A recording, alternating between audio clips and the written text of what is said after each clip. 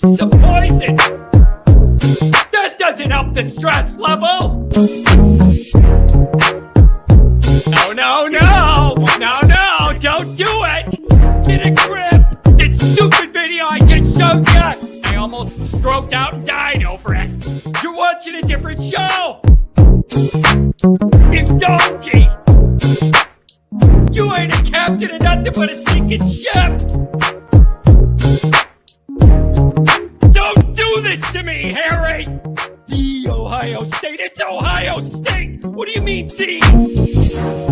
312-988-15. Hello? You tell Johnny all you've heard and seen. Sometimes it's good to just yell about football. Yeah, that's right.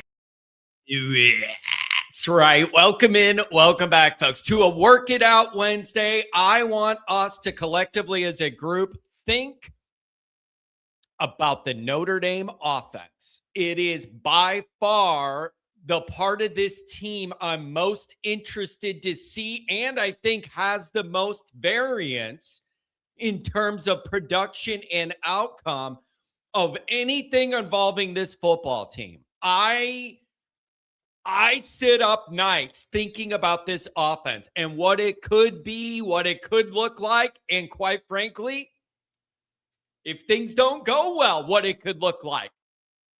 This is going to be a new look Notre Dame offense, and it could be the best thing ever and the final brick, the final piece that we've been missing to get us over the title hump, or you could run into some challenges and some problems. I could see a scenario where it takes this offense a while to gel. There's just a lot of meat on this offensive bone. And so I want to go over some of that today because there's just a lot of intrigue offensively. There's so much new and so many little moving parts here that all got to go together. I think it's a fascinating project, and I want to go over some of that today. So the chat's off to the races with our 12-year-old maturity level, and I love it. And the other thing that makes me laugh is we got a very special guest going to come up first backstage. So we'll get him to come up in a couple moments, give us a little update. But somebody the other day said to me, John, you know I love you. I've watched you forever. I'm used to your thing, the mannerisms and the yelling and the freaking out and the whole thing. And they're like, I love it. I'm in. I'm used to you. But somebody asked me, do you think it's a mistake to have the introduction to this live show be all the clips of me kind of freaking out and yelling? And like the guy was serious. He's like, are you worried that's going to turn some people off right away because it's just all of your freak out highlight clips? My answer to that is I would rather they just know what they're getting right away. Like, you're going to find out eventually. So what is the point of me hiding my true self? Like, what is the point of me hiding my true self for 5 more minutes? Anybody who watches this show for any amount of time is going to see it and know what the deal is. But it is funny. It is funny because it's like, I'm so used to seeing it 80 times a year, 100 times a year, however, more than that, however many live shows we do in a year. But the guy was like, it's a little intense if you're not prepared. It's like, I'd rather they just know. I would rather they just know. Welcome in, everybody. Man, look at this. Josh Miller, he's putting in the hard work. Renee, Luis, Josh, they're out there working with their hands, building America. They're not sitting in their basement fantasizing about football. Good morning, everybody. Today's the first day of paving season, my 30th year with the same company, and I'm only 46. They got child labor going on in Ohio. Josh, man, you're a hard worker. I love you. Dr. John, he's got his green jacket on. He's ready for the Masters. Dr. John, they got you with Jack Nicklaus and Gary Player hitting the ceremonial first tee shot tomorrow or what? Hello, Johnny. Well, hello, Johnny. It's nice to have you back where you belong. You're looking swell, Johnny, and you're still going strong. Yeah, I know. One show late. Doc, you're the man. You're the man. Chesty McChesterson. I took some liberties with your name. Good morning, everybody. After seeing the J-Love interview with On3, I thought, do we really think we'll win it all as a team? He said he still thinks about coming back, but no, wouldn't you for history? You just can't. In the position he's in, you just can't do it. You just can't do it. It's but man, there's so much going in this team's favor right now. It just feels that way, man. It just feels that way. Larry says, good morning from Houston. Houston, we don't have a problem. We're talking Notre Dame football in the morning. We're talking Notre Dame football. Yeah, WPP's back. WP, he's been in the chat on the Patreon. He did his good Catholic thing and gave up Always Irish for Lent, and now he's back, and he's giving people the business on the Patreon chat. So, yeah, he's back. He's back and ready to go. He's back and ready to go. EJ Holland. You know what, man? I got to tell you, it is super appropriate that EJ Holland went from covering Michigan to covering Miami. Like, right when that news broke on Twitter, the only comment I put was, this is the most on-brand move of all time. I'm going to tell you this, though. The way those Michigan people got sick of the games he plays and the way he goes about things, man, it could be dangerous for you. You do that in Miami. Like, the Michigan people are just going to tweet angry things from the third aisle of Walmart, like with their mullet blowing in the wind. They're just going to go after you on the boards, mean, from a local Walmart. Miami, you better check yourself before you wreck yourself. You start playing games with the Miami information. I'm just telling you.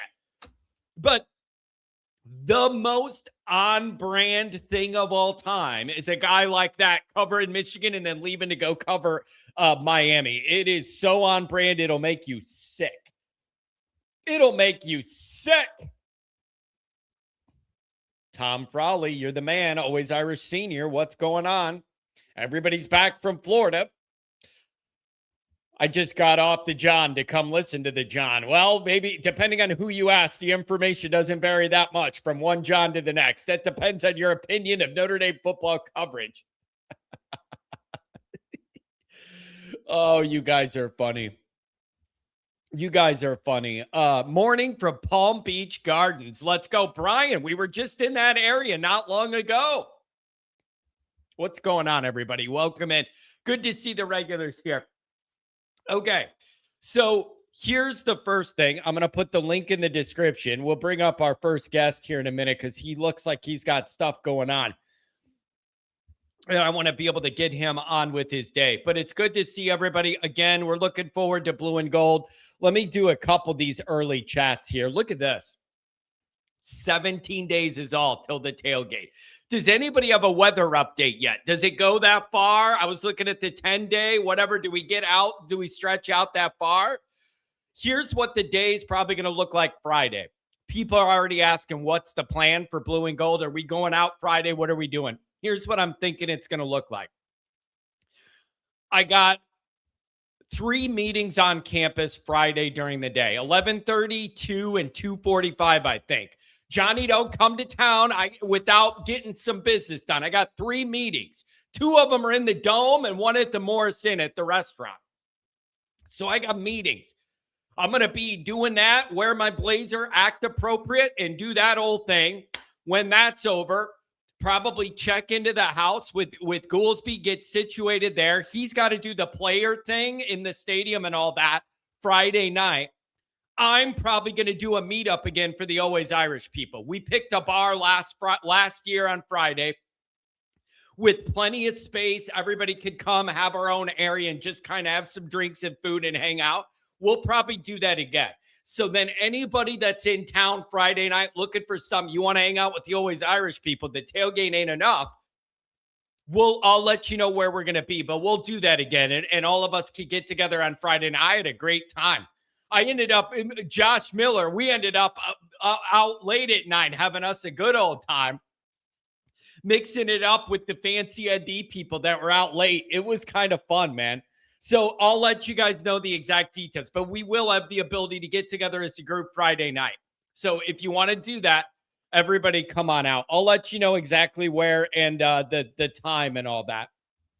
Ryan, my spring training for the tailgate's coming along nicely. I don't want anybody pulling an ACL. We always end up with some race with people that look like they shouldn't be running in this parking lot. You have 6 beers for breakfast and suddenly you think you're Usain Bolt when all you're really going to need is a bolt to reconnect your ACL. So you guys need to chill out. I don't want any injuries. I don't have insurance for this operation.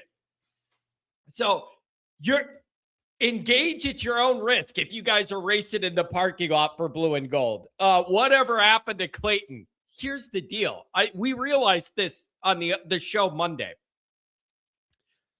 There's a lot of personalities here that only show up during the season and they'll all be back. And it's not an offense to them, but in the offseason, you just get used to the people that are here regularly and they're not top of mind. A lot of those names are going to come back. Ronald McDonald will come back. Clayton will come back. Chief Brody, like a lot of these guys that are regulars. Roger Dodger, the USC guy, a lot of these people, they just take a break. They just take a break. And when we get back into games, all those regular names will come back. It is, has anybody ever tried a fried saltine? I'll tell you this. So here's what the best usage for saltines are. One of my biggest fears in life is getting the squirts on a plane. And everybody knows it's you.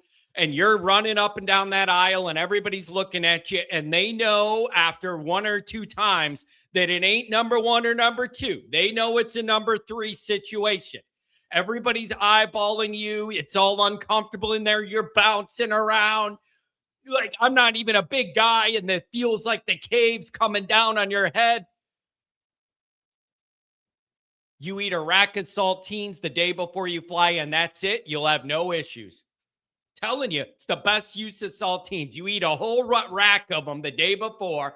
It's enough like bread, cracker to fill your stomach up a little bit. No nutritional value. That's not the point.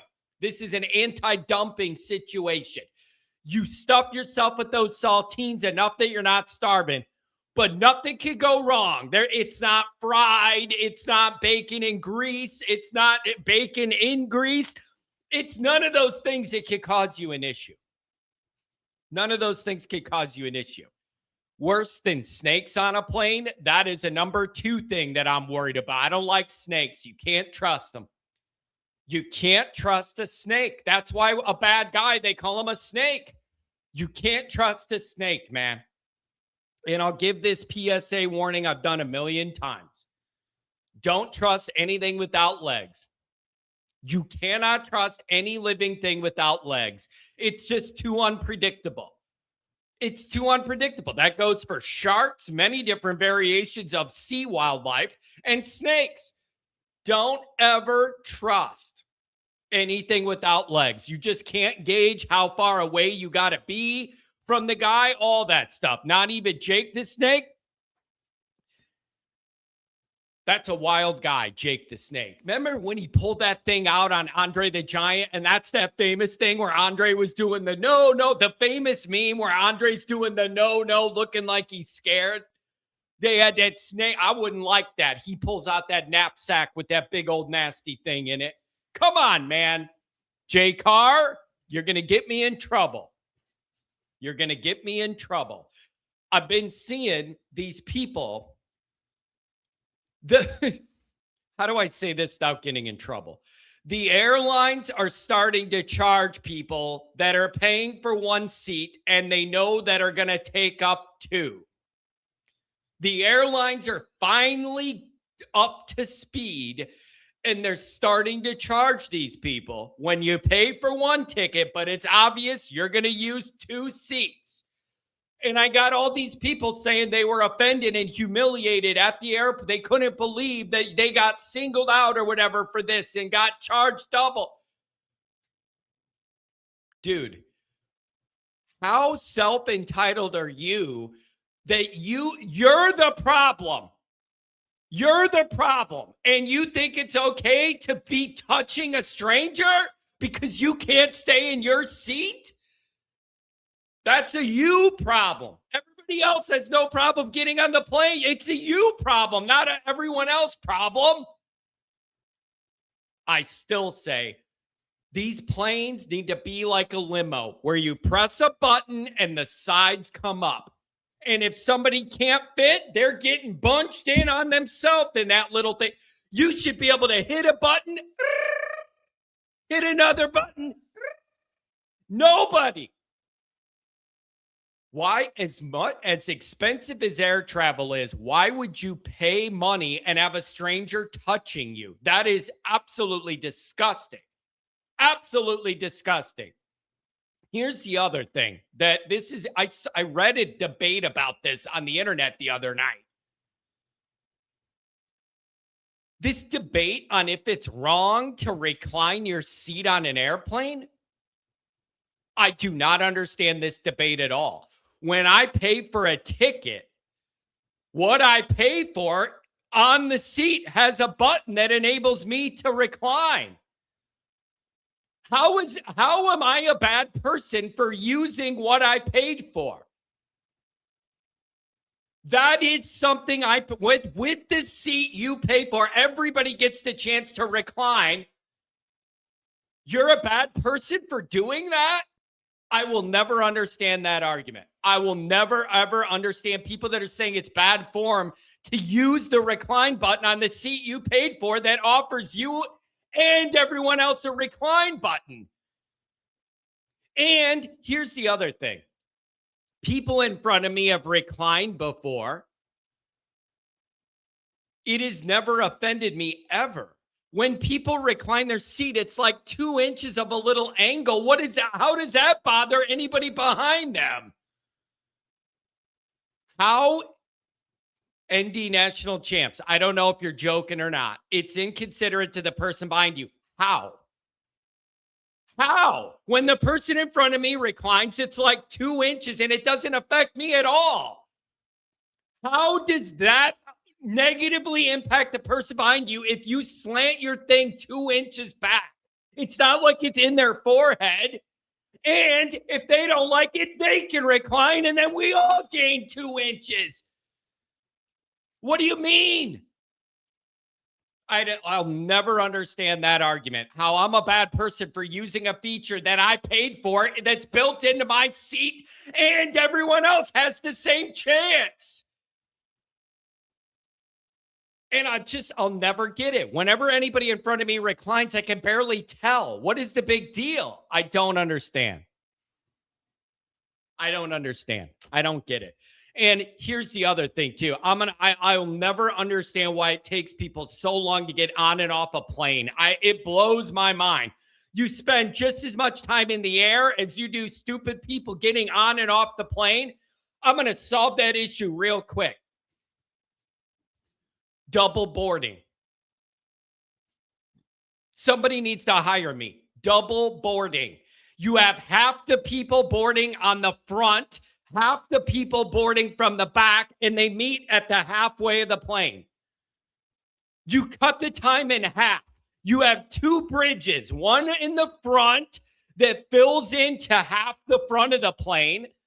Then you have people loading from the back forward, and then it meets in the middle. I'm cutting the time in half.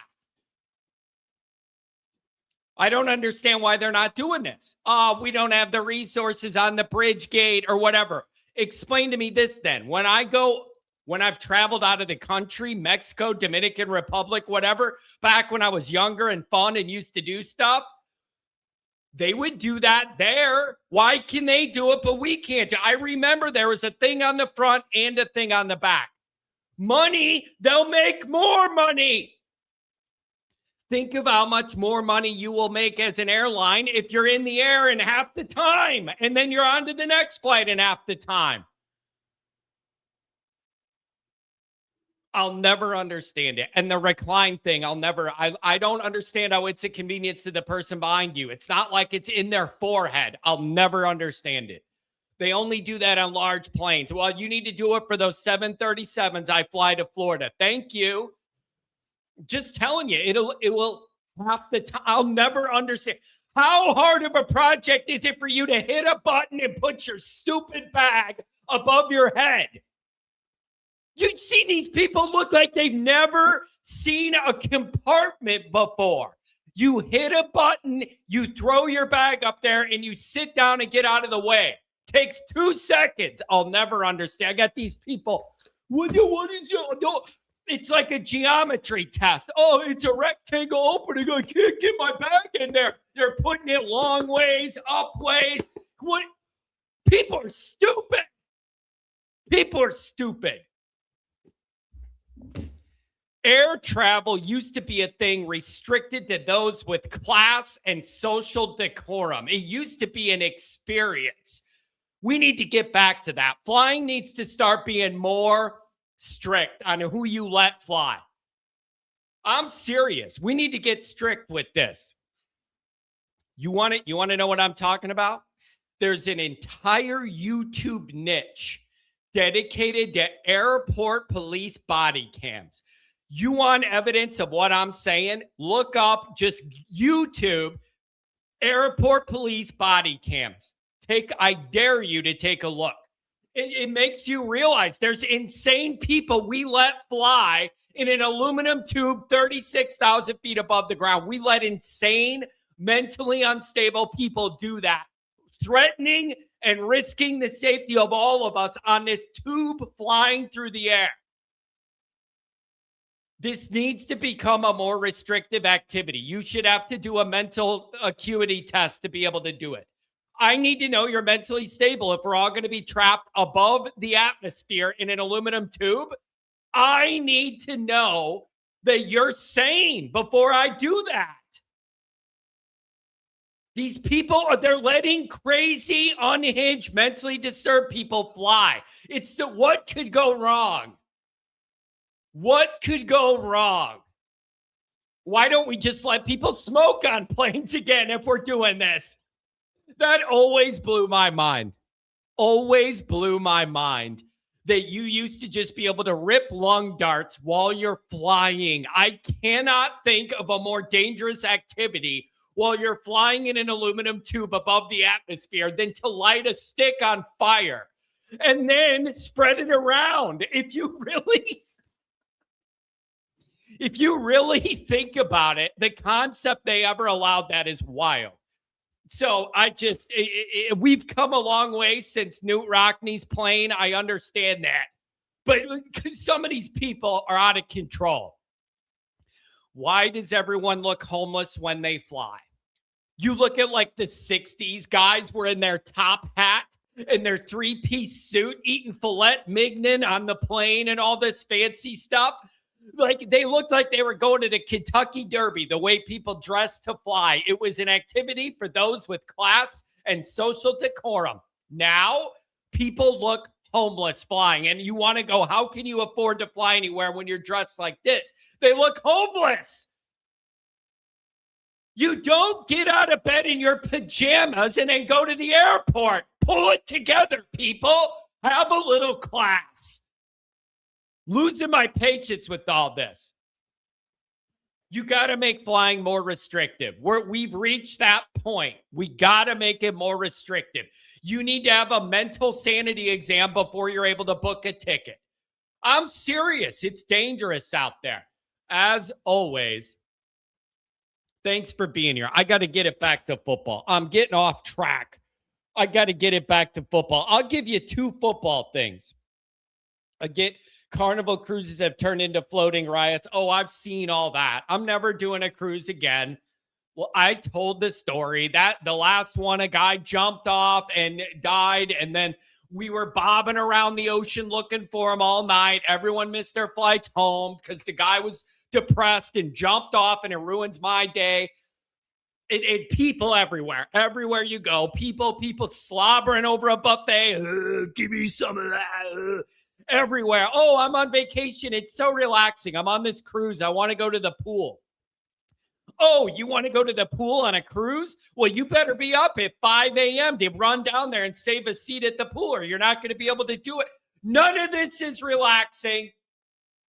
None of that is relaxing or appealing to me at all. None of it.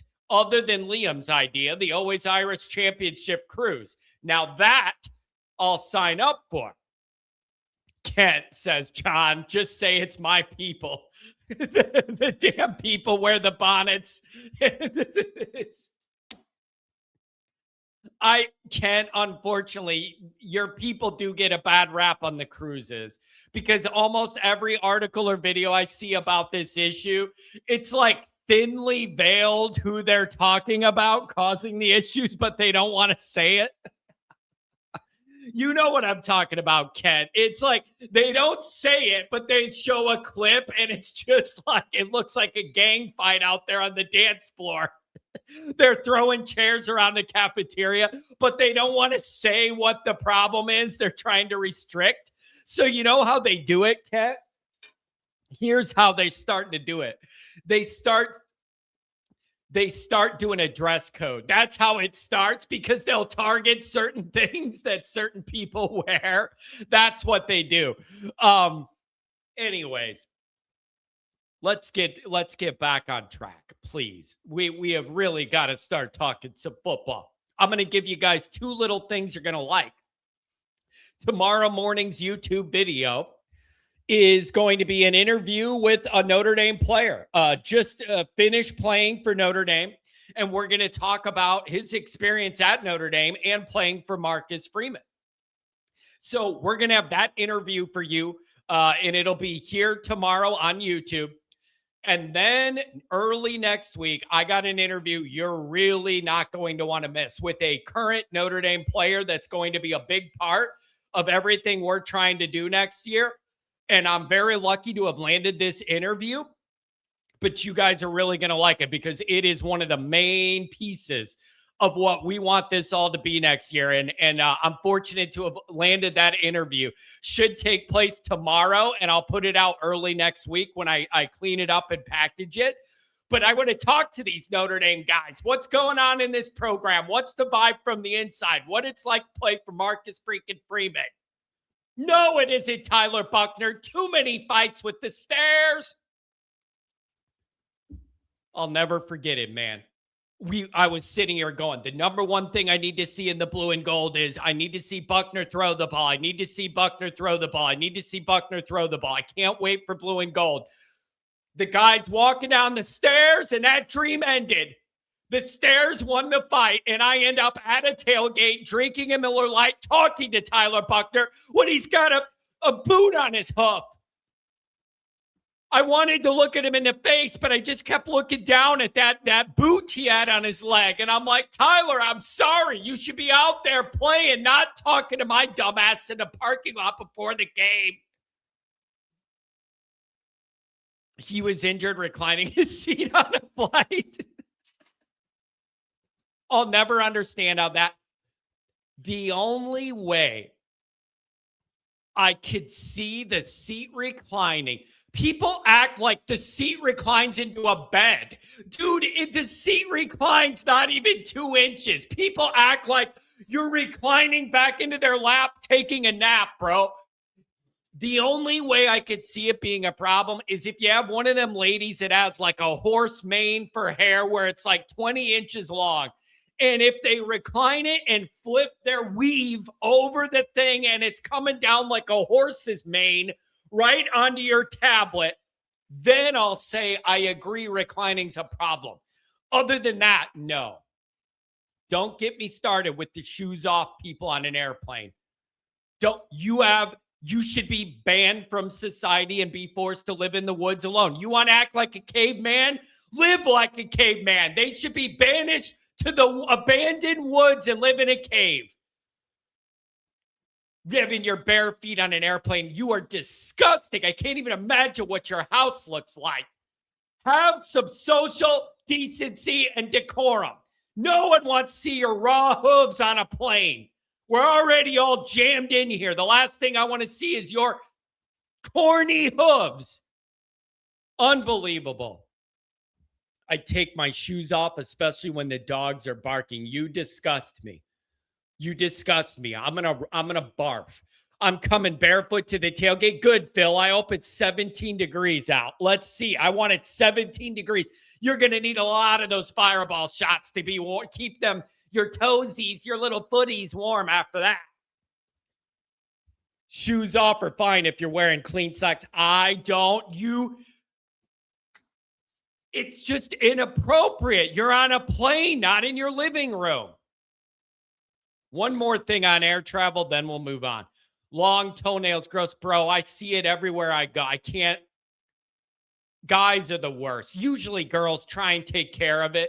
Guys, unbelievable. The weather warms up and you see guys all over town with flip-flops that have more fungus than a science project on them. And the bottom of their hoof is all white, crusty. There's corns, there's hair, your nails. It looks like a science project, bro. Disgusting. Take care of your stuff. Have a little couth. It's unbelievable. It's unbelievable. I'll need you to rub my feet like Herb Street. I'll never forgive that guy for that. I'll never, ever forgive Herb Street for doing that to that intern. I'll never forgive him for treating that intern like a slave. It was the most offensive thing I've ever seen. His little footsie's got a little cold on the game day set. And in a commercial break, you know how they'll do like their Nissan commercial. Then they'll do like a 2-second flash previewing what the set's like as they're going to come back to the show. And he had some intern under there rubbing his feet during the TV timeout in front of 10,000 people at game day. It was like modern day slavery. I'll never forgive him for that. It turned me off in the worst way to that guy. Just to even think to do that. It was unbelievable. Absolutely unbelievable. Putting the link in the description. Tom, I saw you earlier. If you could rejoin. So, stay tuned for those interviews. So we're going to have a couple good ones. Some of you got a sneak peek of one of them on Patreon earlier in the week.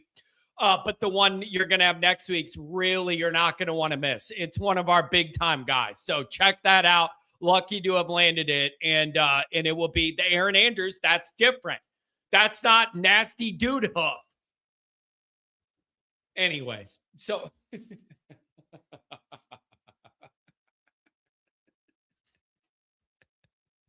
32 minutes in, and we're about to talk Notre Dame football. Unbelievable.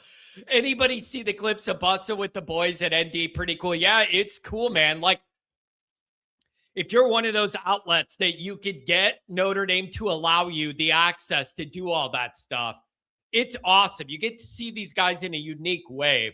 I think it's pretty cool. My big toe looks like Weiss wearing a belt. Charlie Weiss's last belt loop is another name you're only going to see back when the season starts. And I love it, man. So Charlie Weiss's last belt loop. What a great name. So that's coming. Okay, so the interviews, stay tuned for that. All right, here as we get into football, here's where I'm going to start, and I want you guys to tell me where I'm wrong. Here's where I'm going to start. I have seen some sports books start coming out with week 1 predictions and spreads. What I've seen the most commonly is Notre Dame by 18.5 over Wisconsin. I've seen that on multiple sportsbook apps. Not enough. It's not enough. This thing's going to get bet up to 21.5 plus. I guarantee it.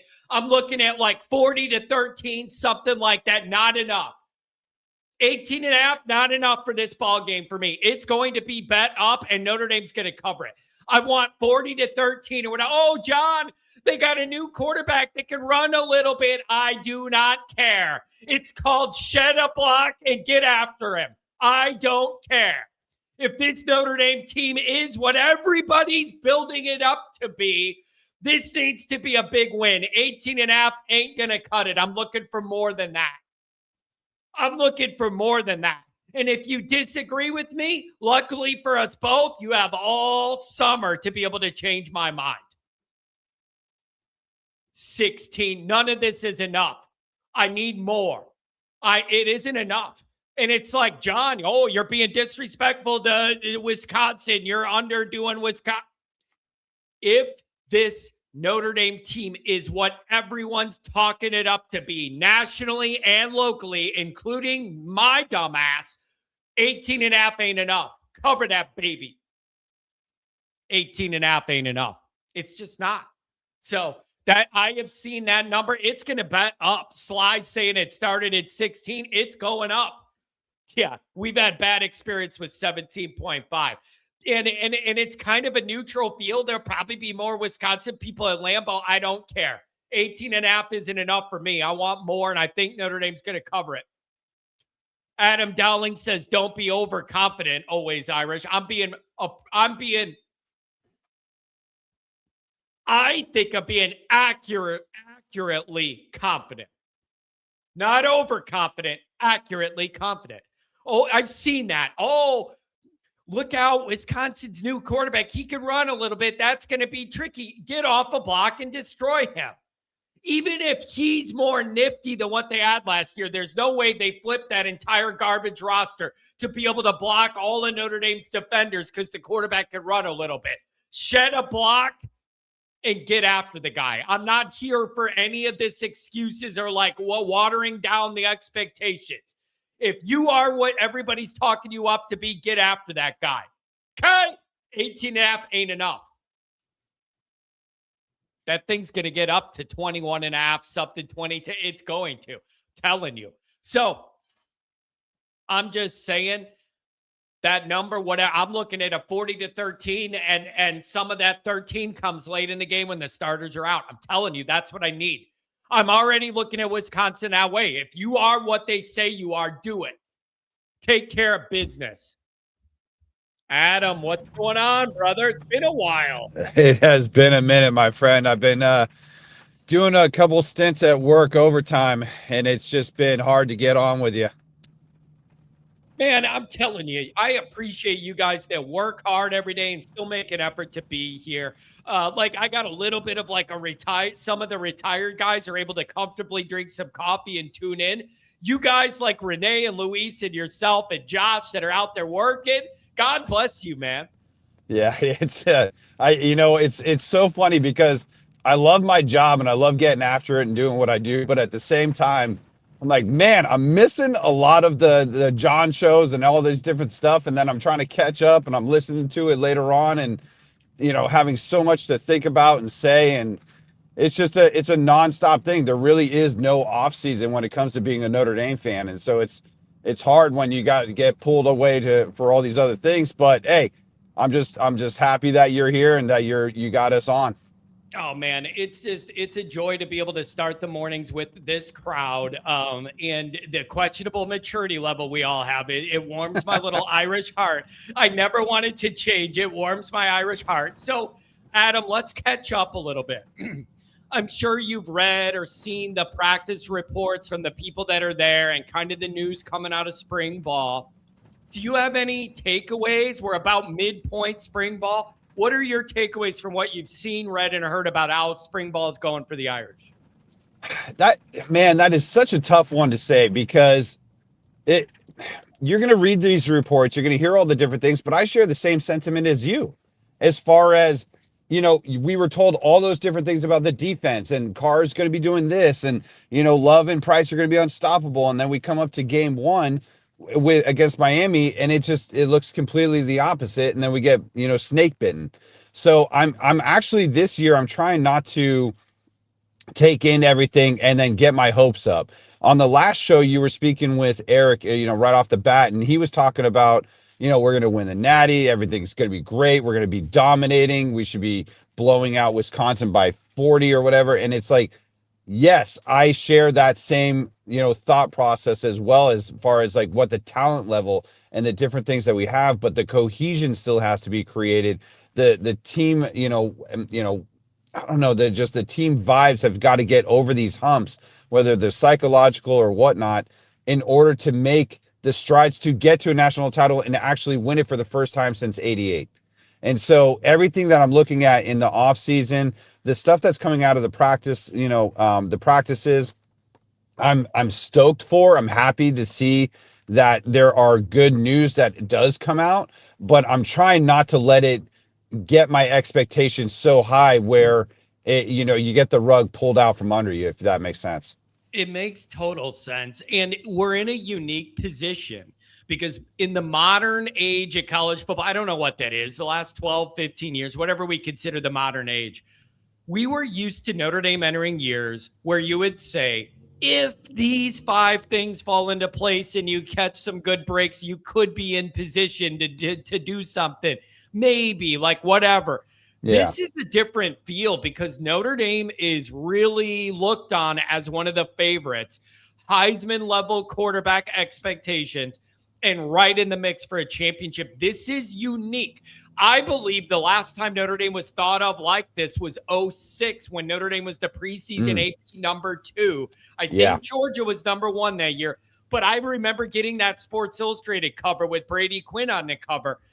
I think that's the last time I remember this much preseason hype, but I feel like there's some tangible reasons for it this time. Like, I don't think it's just hope.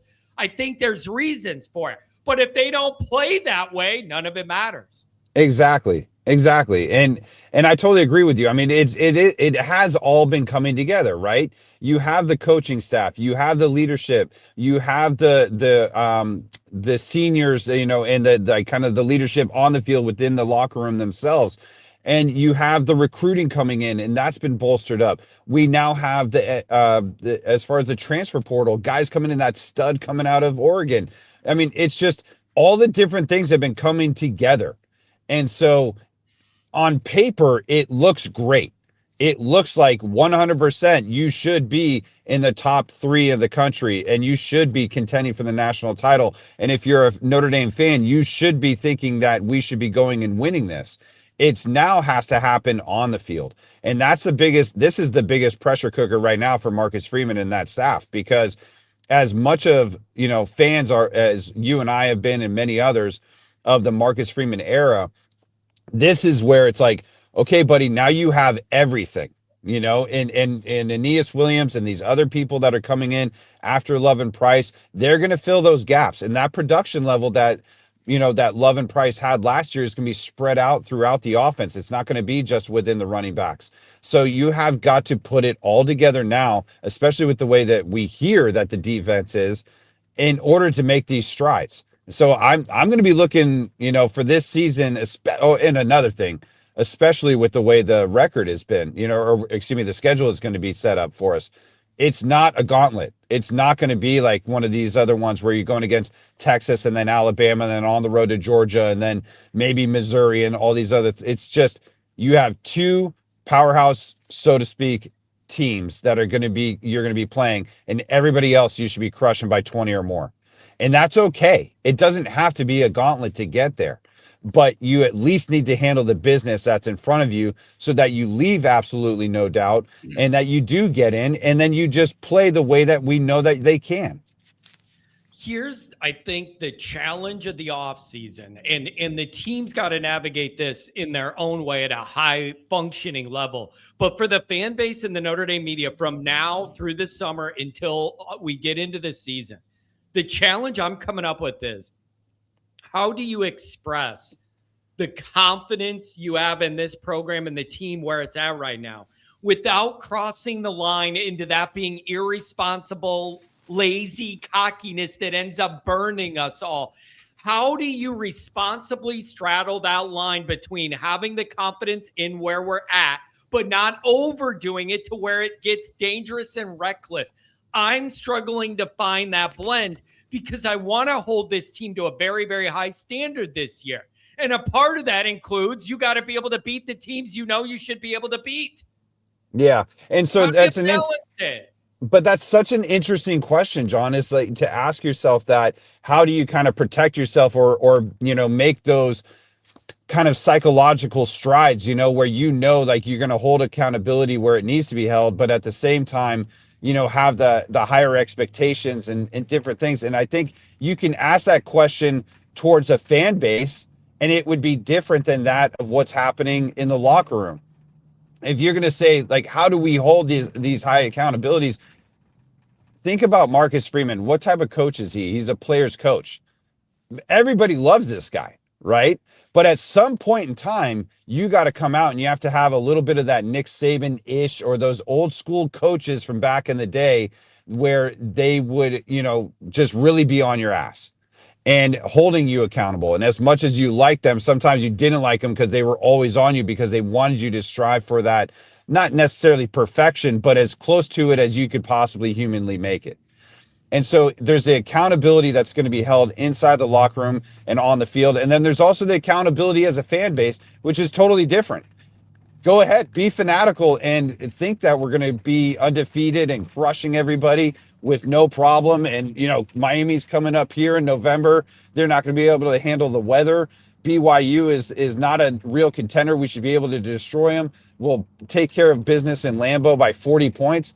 You can do that. But if there's anything less than that, then you're setting yourself up for a little bit of disaster. And if we have found anything out over the last 30 years of being, Notre Dame fans, is that a lot of times you can get crushed that way. So you have to be responsible as a fan and say, what's really realistic here? Yes, we should win, but is it possible that somebody could get injured? Is it possible that somebody like an 18, 19, 20-year-old can make a mistake on the field? Absolutely. Yeah. It's and the other part of it is, you have the players, and I wrote this morning about, again, I like what they added in the portal to help two position groups that I think really needed to be bolstered. Wide receiver, D-line, I wrote about all that. The other part of this evolution needs to be Marcus Freeman. And for as much as he's done and as much as everybody loves him, and I respect his work ethic and the way he treats people, I need him to get better too. He's no longer the new guy. This is year 5. He has a comfort about him now and the way he carries himself. He's got to get better too. And number one is this team's got to be ready to go in the first game right away. And you got to be ready to go. That is the number one task. And then number 2 is no September slip-ups. That first month, you got to sweep it. We got to get over those things. And I need him to protect home field better as well. Those are some things I'm looking at Freeman saying, I need you to step it up too, the way we're asking all these players to. What do you think of those items? I think you're spot on, because the reality is that the honeymoon stage is far gone, as far as it is with Freeman and the kind of like, hey, he's learning as he goes and we got to give him time and all that other stuff. This is year 5. In year 3 and even 4, I was like, okay, let's just see how this rolls. But there was still disappointment, but with some understanding, because of the fact that it was a new quarterback and a new defensive coordinator and like all these new things. Now it comes to the point where there are no excuses. You have everything set in place. This is your time. You have a schedule that is very extremely manageable. You have players that have been on the team for a while that will hold the leadership with inside the locker room. You have the leadership in the coaching staff. It's like everything is just there for you. And there will always be moving pieces. If you look at Ohio State and these other coaches or these other teams, you have players and coaches leaving where, Ryan Day and whoever it is has to, get them back up and running again to that championship level. That is what Marcus Freeman needs to do, is take it to that next level where he expects the excellence and the expectations to be met on every level, no matter where it is in the building. Yeah, it's and then the other big flashpoint, and it's going to be on everybody's mind all summer, CJ Carr.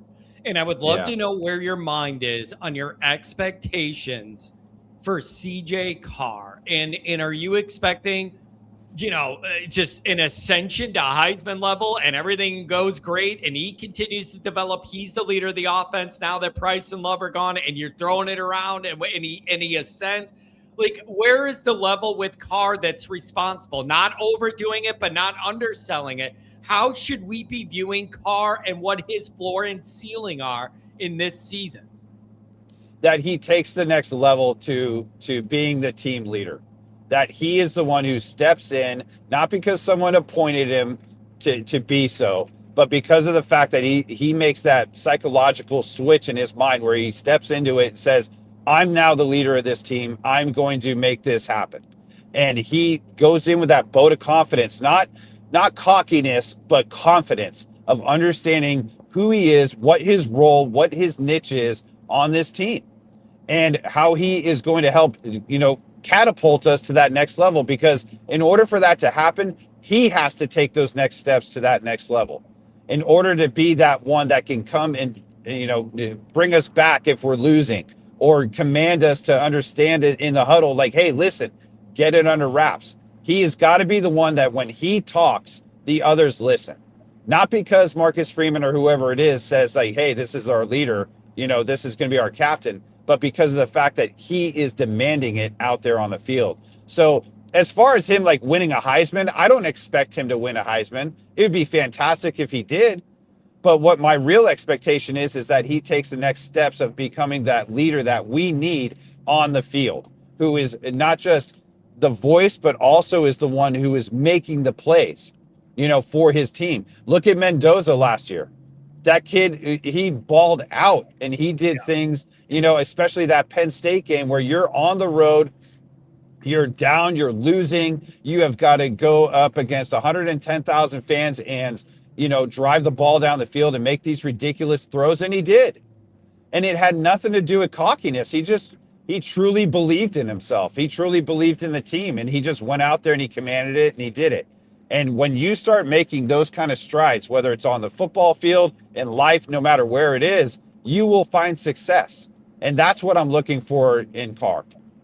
Yeah, I need him to play well in the biggest games of the year. Like, that is like a baseline level for me of, if this is all going to go where we want, in the biggest games of the year, I need him to play well. And so if that's BYU and Miami and then the playoff or whatever, or if there's another game where maybe Notre Dame's a little off and they're not playing well and the breaks are beating the boys, the whole thing, and you need to rally to avoid a disaster, I need Carr to be that flashpoint. Like, it's time for him to be that guy. If any of this is going to be true that we're talking about on the high level, I need that of him. So raise the consistency, and I need him to play his best in the biggest moments. But this is his offense, his team. He's the leader, and it's all him. And it's a beautiful Notre Dame thing, man. That is the pressure that should be on a Notre Dame quarterback. Everything's on him. It is. It is. And whether that's fair or not, this is just the name of the game. And when you look at it, if you're the head coach of the New York Yankees, or if you are the head coach of Notre Dame, or if you're the starting quarterback of a program like Notre Dame, you are going to be put in the microscope more than most, if not all. And it just is the way it is due to history and expectations that have been set over the years and all those different things. And so this is now the time. And so if you're going to come here, if you're going to come to this institution and you're going to get a degree from one of the best colleges in all the land, as well as be on, one of the greatest programs of all time, and you are going to have to deal with those expectations, and just do so by having fun and step into the role. And that's a very difficult thing to do for a 19, 20-year-old to do, but it is doable because we've seen it. So I'm very much looking forward to this season. I'm actually more nervous for this season than I am for any other, because of the fact that makes sense. Yeah, right. Because everybody has the expectations of Notre Dame. Yep. Nobody had the expectations of Notre Dame to go anywhere, in any of the previous years, even when we did go to the national championship, because they just felt like we were going to get boat raced. This year, everybody from top to bottom, all national correspondents, has got us in that top. So now we have to do it. Yeah, you're totally right. It changes. You always say it's title or bust for Notre Dame. You're not in a conference. There's no division to win all that. It's always been title or bust. But the proximity to title or bust does change year to year. It's always Yeah. ultimately title or bust. But some years, objectively, you're closer than others. This is the closest the program's been to a championship looking roster situation staff. And it ramps up the anxiety, because if you fail, it's really going to hurt at a different level, because you were like, I thought this could be it. Yeah. Yeah, and completely. And then everybody, across the board, not that we should ever be sitting there having to deal or, worry about what other people are saying about us. It's just handle your own business inside your own home. But it gives them all the reason in the world to go, oh, wow, they had it this year and they blew it. I mean, they're just not, this program is done. And then they go back to the way they have been talking the last 20 years. And that's not what we want. We want to sit there and have them say, hey, you always have to look out for Notre Dame, and if we're going to be that perennial powerhouse where year in and year out, it's like you have to account for us being in the mix, then we have got to take advantage of the opportunities that we have. And we have a massive opportunity right now with everything coming together. So I do love the enthusiasm that someone like Eric had, on the last show, and talking about we're going to go undefeated and all that. And I get pumped up off of that. I think it's fantastic. But it's also now we have got to go and do it. And so I'm geared up, man. I know it's April and we got a long, however many months ahead of us, 4 or 5 months before we're even getting this thing really rolling. But man, it is just, I feel it because I want it. I know everybody in this chat and across Notre Dame Nation wants it. We want that title strap over our shoulder where we can just walk proud with it because of the fact that we finally did it. And we can see that we have all the components to make it happen. Yeah, and the other thing, Adam, I've spent a lot of time thinking about this. Here's what's going to mess with me.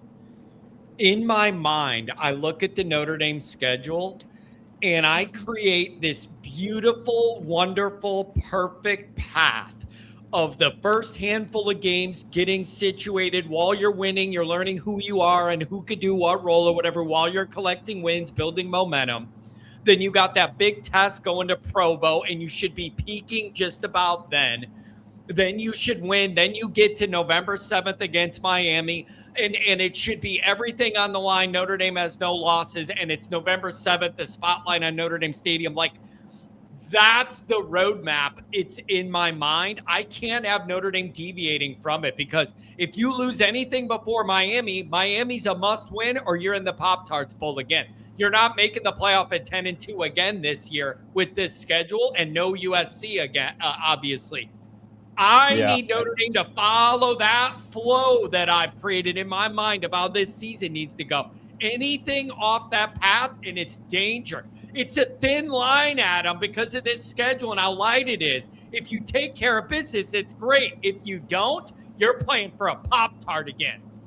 Completely agree. And, and you could go either way, John, right? Like if you were looking at Texas last year, I mean, think of the schedule they had and who they lost to, and they had 3 losses and they were kicked out. So you can have like the really tough schedule and say, okay, well, as long as we split these and make this happen, we should be in. But what happens if you don't? It's the same thing on the other side. Is if you have a more manageable schedule and you drop one of those games, or you think you go in overconfident and then you lose, well, then, now you're putting yourself in a pigeonholed spot anyway. So it doesn't matter what the schedule is. It doesn't matter all these different things. The only thing that matters is that you go in and day out from the start. And you talked about that from the absolute start, and you handle your business and you show them and make a statement win. And then you don't let off the gas pedal at all the entire season.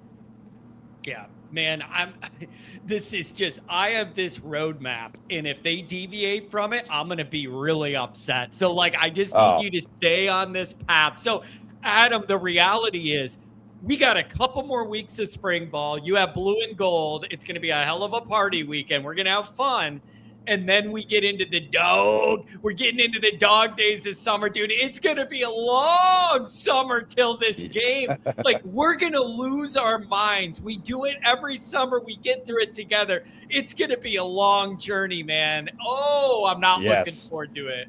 Yeah, it is. And I'll tell you a couple things with that. First of all, you guys have a fantastic time at the Blue and Gold. I am so jealous. I've was trying to finagle something like, could I do this or move these schedules around? It's just not going to work. But you guys have a fantastic time. It's going to be awesome to have you guys all get together and get out there and just like see some football, Notre Dame football, as well as like we can't lose. So it's like all the pressure's off of you. And you guys are going to be friends and family, and it's going to be fantastic. So Dude, have a I great told time. Mike that the other day on Raw on Patreon Monday. I told Mike that. I'm like, I love blue and gold because it's stress-free Notre Dame football. Other than worrying about injury, there's no way I could drive home after a Notre Dame loss and we get to go in the stadium and see those gold helmets and watch the guys. It really is a healthy dynamic. It's just low stress Notre Dame football. And I'm going to try and be better about recording content and having stuff going so that those of you that couldn't make the travel are able to see what's going on. I'm going to do a better job of filming some entertaining stuff from the tailgate. Yeah, that's fantastic. I love that. And then, all these other things that kind of just keep going in the offseason, right? Like Michigan ends up winning the NCAA basketball tournament. Ew, it's just like now we got to deal with that. There's all this USC stuff that's coming up online about, they're just like kind of throwing shade towards Notre Dame as usual. It's like you got to deal with that. It's like there's nothing that we can do to shut people up until coming September. And that's probably the hardest part. So the best thing that we can all do is, stick together as the fan base, and then as the players and the coaches, as I'm sure they are, grinding it out, man. Just get in the weight rooms, get on the playing field, get out there and just put it all out. And then let's just get to September and shut everybody up. Yeah, that's it, man. That's it. Adam, it's been great to catch up with you, man. I figured you were working something with the work schedule.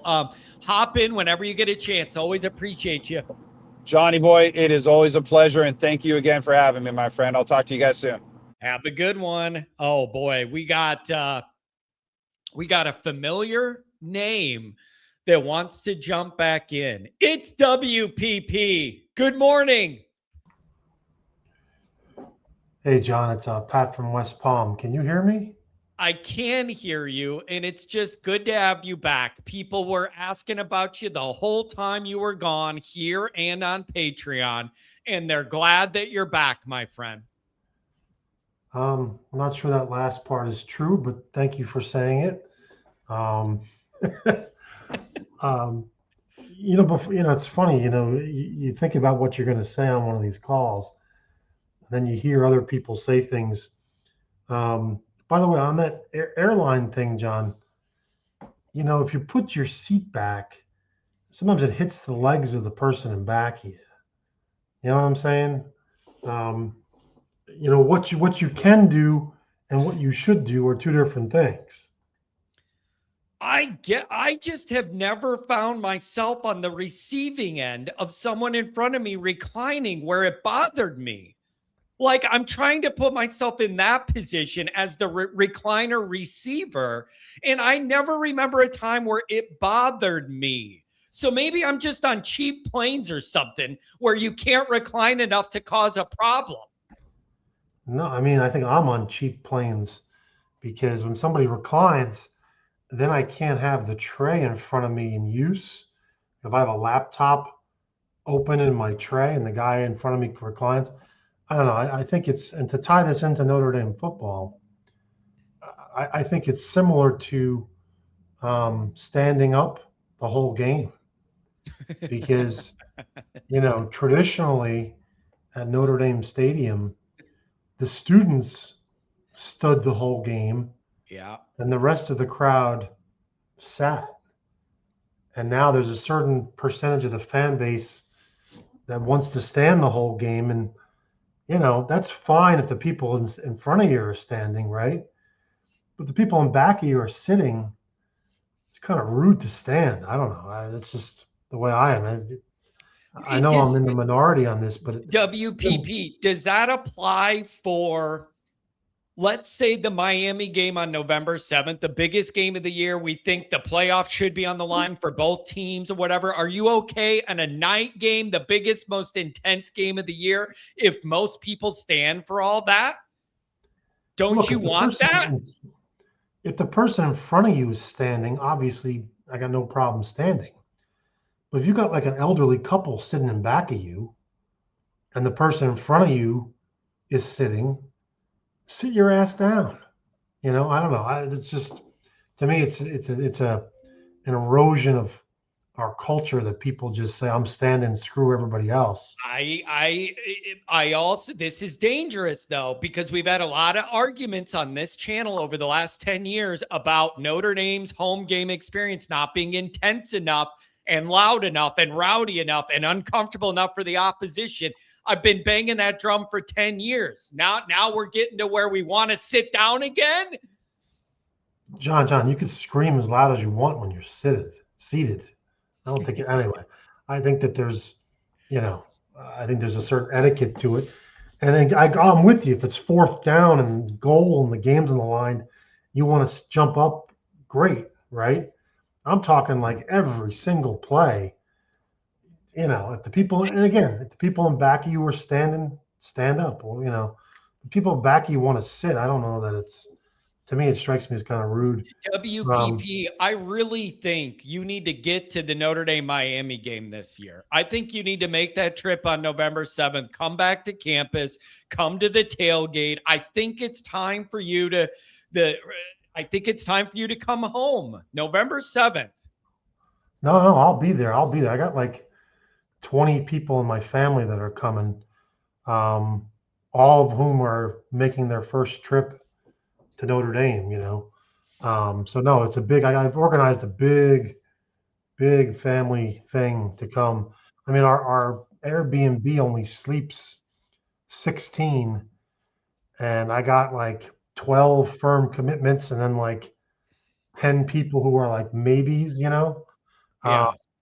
So I'm hoping half of those 10 are, back out, or maybe all 10 will back out. Who the hell knows? Well, you need to. I certainly hope you're going to bring the whole crew to the tailgate, my friend. We want to meet you, and we'll have a welcoming crew of familiar names and faces. And I really hope you bring the whole group by. Well, that's very kind of you, John, but I can't bring a dozen people to a tailgate. That's kind of rude. Why not? No, I'm inviting you. The more people, the better. It makes us look like we have a bigger wild party. The more, the merrier. You're not getting out of this. If you're there, you got to come by, or ditch your family and come by alone for a few minutes. Yeah, no, I'll try to stop by, John. I'll try to stop by. I appreciate it. I might be by myself, but I'll try to stop by. Yeah, we want to meet you. Okay, I want to get this back on track. You've been gone for 40 days, 40 nights. I want to know what you make of Notre Dame's spring ball reports. Do you think this is all BS? Do you think this is all fluff and we're all getting pumped up? What do you think? We haven't talked in 40 days. I need to catch up. You have to always, I'm always careful about what I think of as the junior jabby reporting. Yeah, you remember that player? Yeah. But I'm not bashing the young man. But he had a great spring one year, and he played lights out in the spring game. And then, I don't remember him playing at all.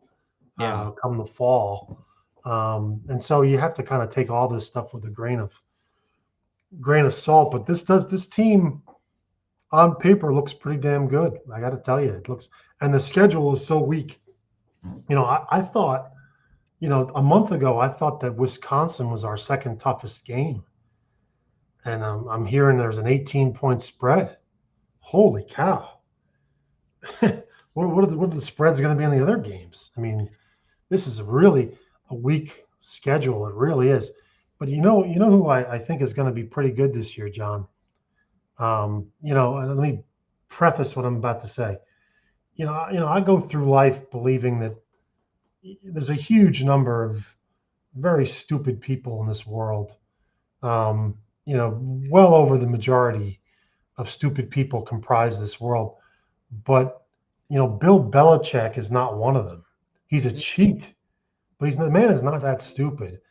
And so last year, I think he half-assed it. And by half-assing it, I think he gave 50% effort into the job at North Carolina. And I think he was humbled and embarrassed by that. And I think he's going to give 75% effort this year. I think he's too old to be giving 100%. That ship sailed for him. But I think he'll give 75% effort. And I think 75% of Belichick's effort puts him in the top tier among ACC coaches. You know what I mean? And so I actually think North Carolina is going to give us a real game. And Belichick brought in 3 portal quarterbacks, 3 of them, to kind of fight it out to see who's going to win the starting job. I have to believe he's going to find a player among those 3. I mean, why go through the trouble if they're all, terrible players? And so Belichick is not dumb.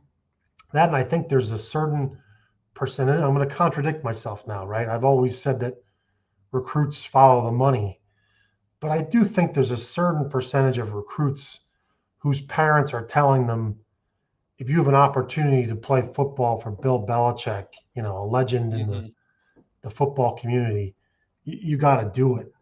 And so I have to believe they have some players there that are real players. And, people say they stunk last year. Last year's irrelevant. Last year's irrelevant for every team in the modern era. And so I actually think North Carolina is going to be a pretty good team this year. I know the over-under on their win-loss over-under is like 4.5. I think that's I'm trying to cut down on my gambling, but that's a pretty good bet. Anyway, I think North Carolina is going to be a pretty good team this year. But our team should be elite. It should be. I don't know if it will be, but it should be. Yeah. What I find interesting is you have on the front half of that schedule, you have like Wisconsin, you have Michigan State, you have North Carolina, and these are teams that in my mind should be better programs than they've been. Like you and I both remember when Wisconsin was a damn good, tough, physical Big Ten program, running game, good defense, fun football culture. Like we've battled with Michigan State for decades. And these are teams I'm used to being better than they are. And Notre Dame's going to be a heavy favorite in all of those games until BYU. Notre Dame's going to be big double-digit favorites. The question is, can they deliver? Can they back it up on that? I don't know. We wait and see. Yeah, I mean, we should win every single game. I think we'll be, a double-digit favorite against every team, except Miami. Actually, that reminds me. I was meaning to ask you a question, John. And it's more of like a college football question, but it's in relation to the Miami game. I think the Miami game, is our 8th game, maybe our 9th game. Here's the question for you, John. What's a bigger game? 2 8-0 teams, Notre Dame and Miami, playing on November 7th, or 2 6-2 Notre Dame Miami teams playing on November 7th? You get what I'm saying? Because 8-0 teams are going to make the playoffs no matter if they win or they lose. I'm going to say this, though. If they enter at 6-2, I think you're done. You can't have 2 losses before that game. I think your question should be 2 1-1 loss teams. I think 2 loss teams with these schedules, Miami and Notre Dame, might not make it. Notre Dame's definitely not making it. I think that question needs to be pared down to what if they each have 1 loss? Because I think you're playing. I think 2 losses, you're done again. You're playing for a Pop-Tart. See, well, we got hosed last year because we had 2 losses, and because we had no marquee opponents in November. Yep, it really hurt. The ACC stretch really hurt us. That ACC I don't know. stretch didn't help. Miami with 2 losses made it last year. A couple other. Alabama with 3 losses made it. I don't know. But the point being, it's a general college football question, because this is where we're seeing the end of the meaningful regular season games. Yeah. Because if we're both undefeated, I don't even know why we're even playing the game. We're both going to make the playoffs. You're You know, it's kind of playing a to be shame. number one, WPP. What this is all about, being number one. How about that for an answer? Being number one.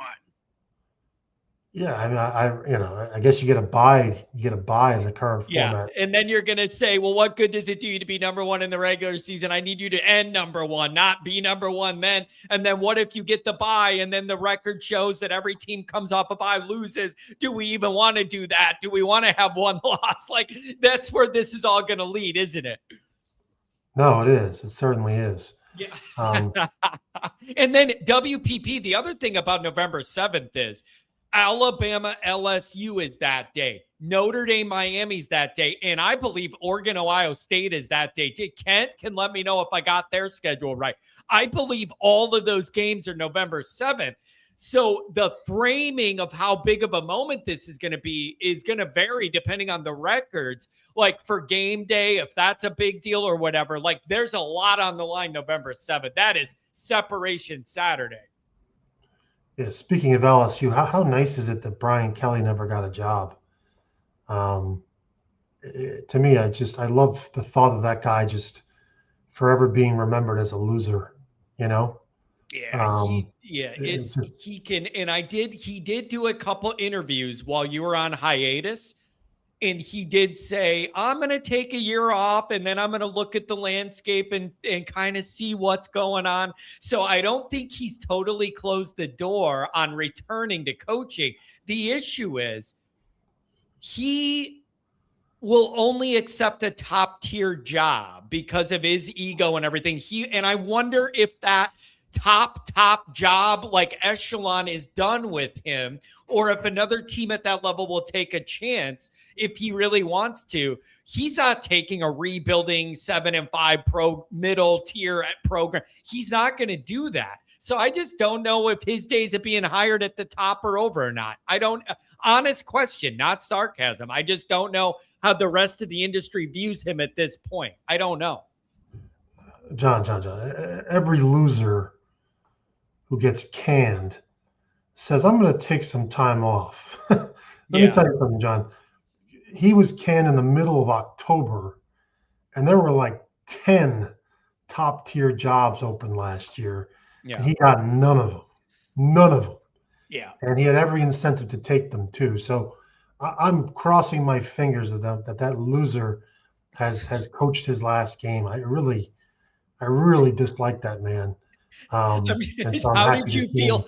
How did you feel seeing him paying reverence at Lou Holtz's funeral? You know, I didn't see that. There are certain people on the media, when I see their face on TV, I turn the channel, and I saw Kelly being interviewed, and I turned the channel. I didn't actually hear what he said or what he did. I didn't really follow that. So I can't really speak to what Brian Kelly said at Lou Holtz's funeral. You know, it was nice if he showed up, and I'm not even sure he showed up. If he showed up, that's nice of him to show up. Yeah, he was there. And so I don't know, WPP. This is I'm thinking a lot about Marcus Freeman too and his evolution. He's no longer the new guy. He's in year 5. Like he should be hitting his stride, and I expect him to really tighten things up, have that team fully prepared to play out of the gate early, run through September. Like I am raising my bar of expectations for Freeman. He ain't the new guy anymore, learning on the fly. I need this thing to be kind of humming along pretty smooth this year.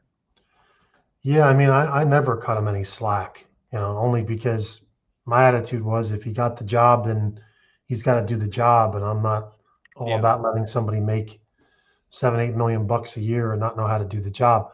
But as far as this year, I mean, my only concern this year is, that Chris Ash really shouldn't have been brought back. But, and I have to think that, the ACC doesn't play any defense, but there's some guys in the ACC that know a thing or two about offense.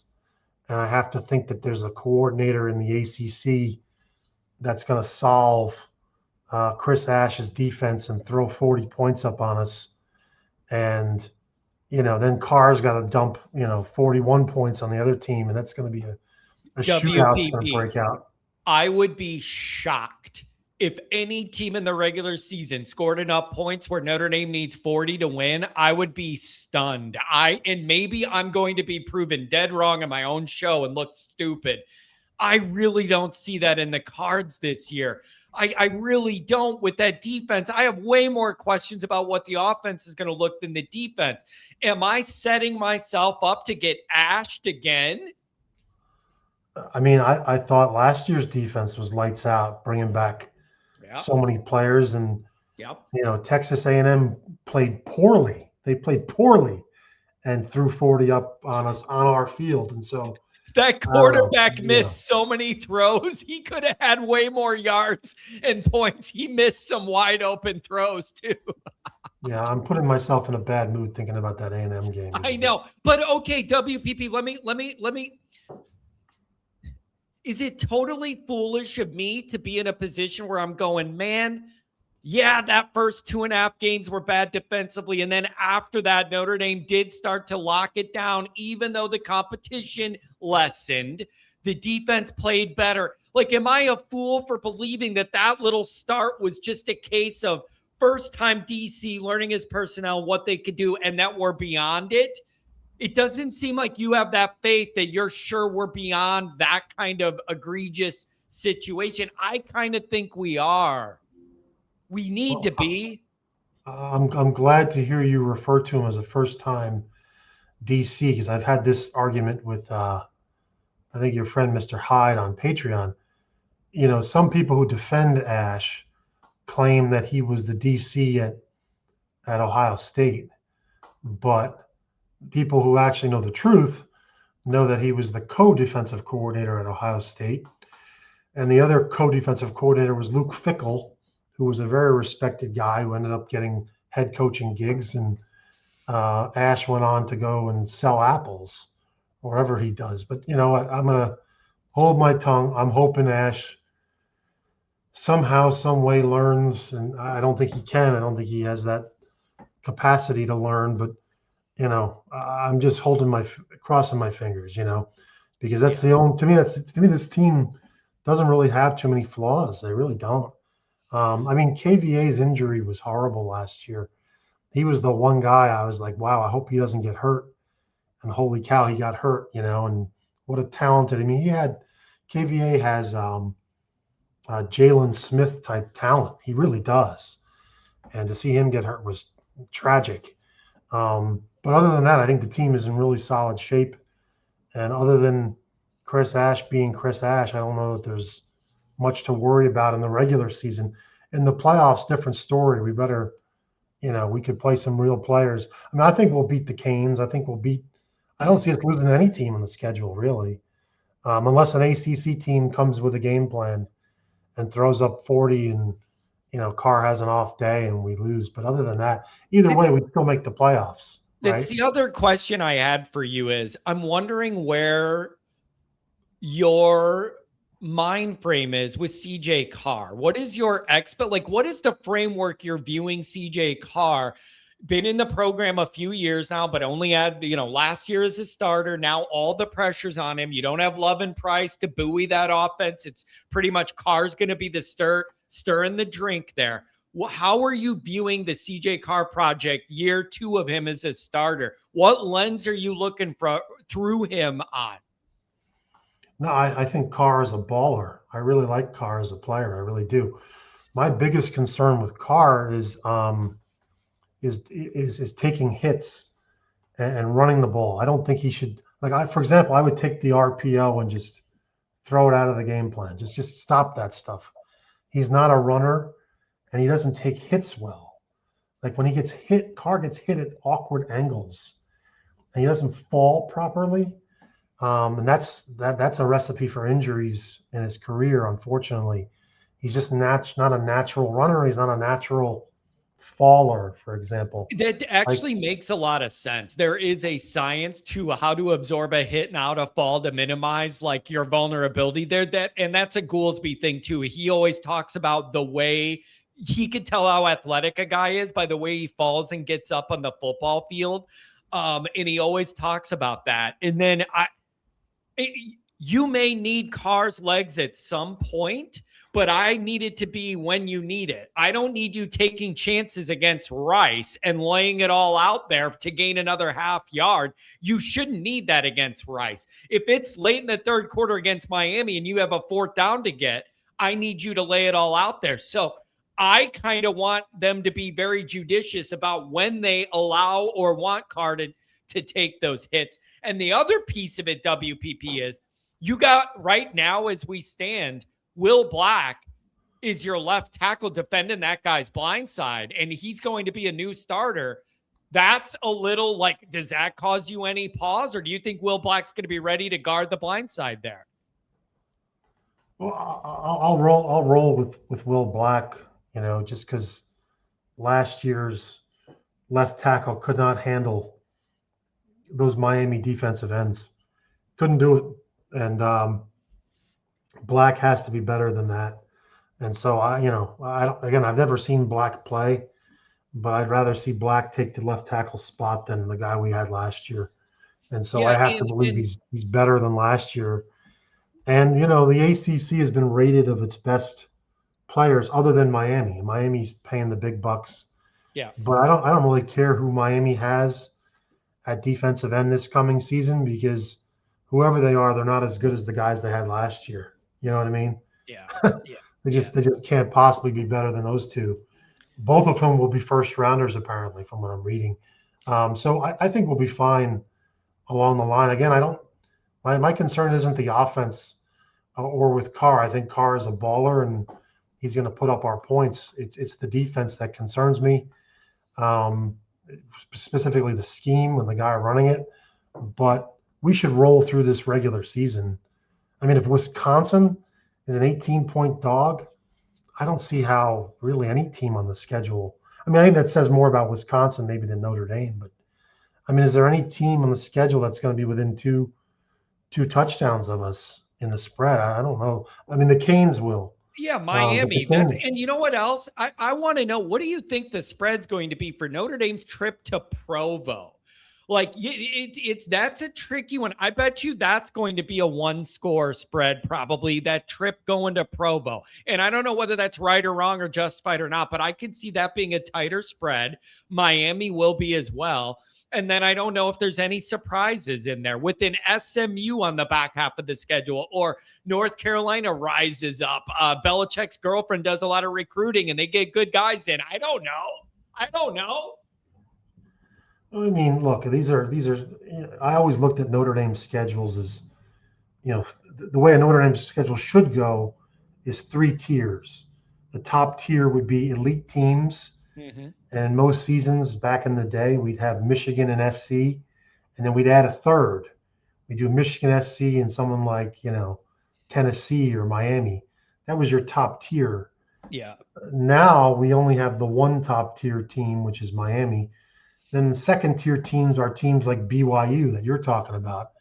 But if this Notre Dame team is as good as advertised, I don't see BYU keeping the game within 2 scores. I don't care where the game is played. They're just going to get clubbed down. They're not, they used to bring like BYU used to have like Hawaiians and guys from like, the Pacific Islands, and have some real players along the lines. But I don't know. I don't see that anymore. Maybe they do. I don't know. I haven't followed BYU closely enough, but I just don't see a team like BYU beating Notre Dame. If they played at Notre Dame, I think BYU would have a better chance. Actually, man, that's messed up. That's disturbing to even say. WPP, thanks for joining, man. People did ask about you. I'm glad you're back in the mix, my friend. It's going to be a long summer. John. Hope you're well. Take care, man. It's going to be a long summer, man. We're going to have to entertain ourselves to get through the dog days here while we prepare for the season. But it's good to have you back in the mix, my friend. All right, man. Be good. Have a good one, buddy. I have a good one. How much time you got, buddy? Mike Goolsby went to the Virgin Islands. Now they're just called the Islands.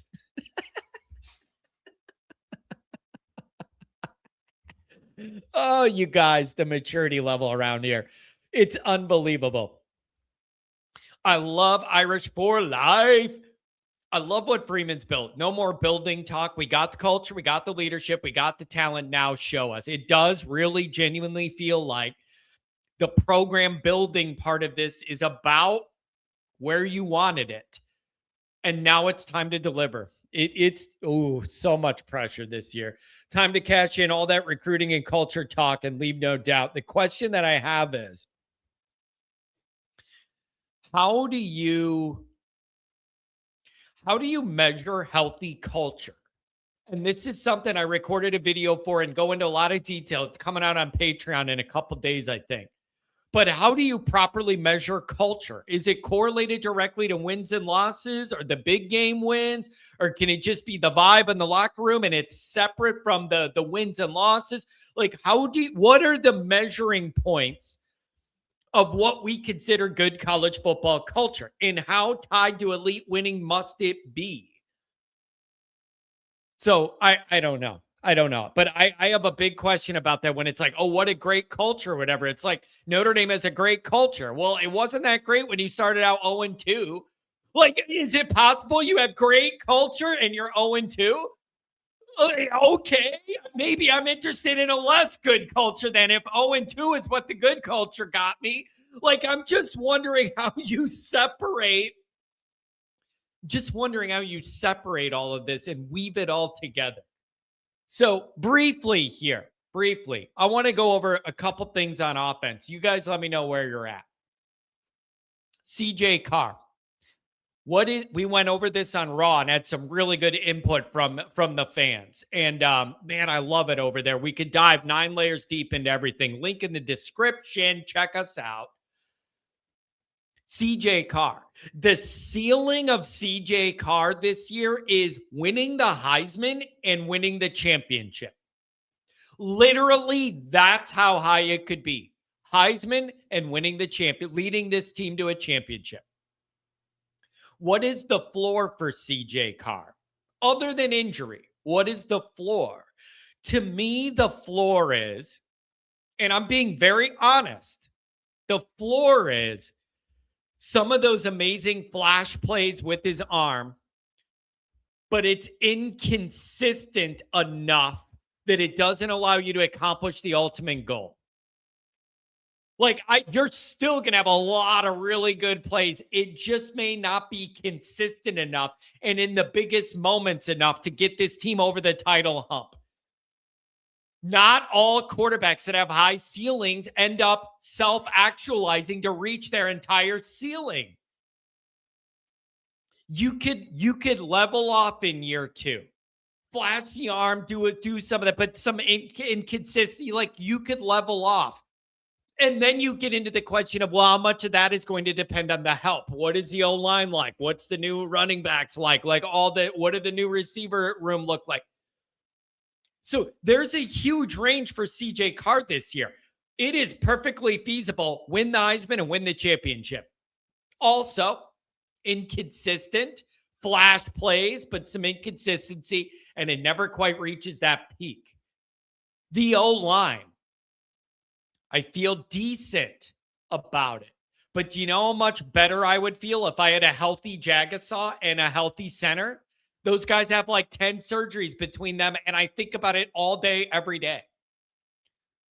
Does anybody else think all the time about all of the injuries to Notre Dame's offensive linemen recently and how ridiculous it is?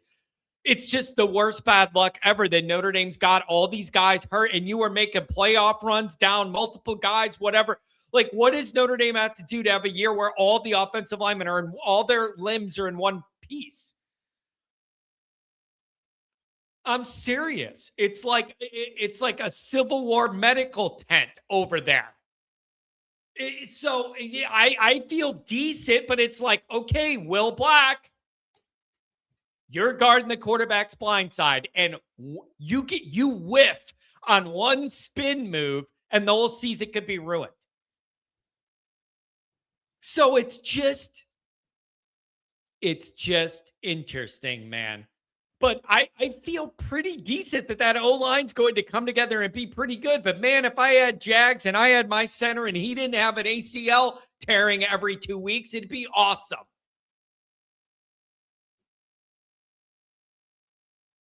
the running back thing. Here's the other thing about the running back thing. People struggle with the nuance of what I'm going to say. Whatever the dynamic is, whatever the rotation is, if it's Aeneas and Nolan James or Kedron, whatever the blend ends up being on the snap count and the usage, this group doesn't have to be Love and Price to be a plus group that's helping you win. Like Jeremiah Love is a generational talent. It is. I don't see that again. It doesn't have to be that to be good enough. So, like, do you get what I'm saying? Whatever this 1-2 or 1-2-3 punch or whatever ends up looking like, it doesn't have to be what Love and Price were to help the team and be a plus unit. I think they're going to be fine. I think they're going to be fine there, but it may not look like what Love and Price were doing on the highlight, but I think it's going to be fine. I really do. I think it's going to be fine. Here's the other thing to consider, the other thing to think about with the running back situation. Could this be a dynamic where they're building the offense to cater to Carr's comfort and strengths, and he likes to throw the ball around a lot? Is there a scenario where there's more room to run because teams have to defend against the pass more than they ever had to against Notre Dame in the modern era, and they're going to have to back off the line of scrimmage to defend Carr throwing the ball? And that opens up running lanes where the last handful of years, it was just we're selling out at the line of scrimmage. We have 10 guys on the line try and run it on us. If you get into a situation where teams need to back off the line of scrimmage to defend the pass, that's going to make the running game way more dangerous, regardless of who the guy is carrying the ball. You're not going to have this, we need to sell out to stop Love. We're bringing all our resources to the line.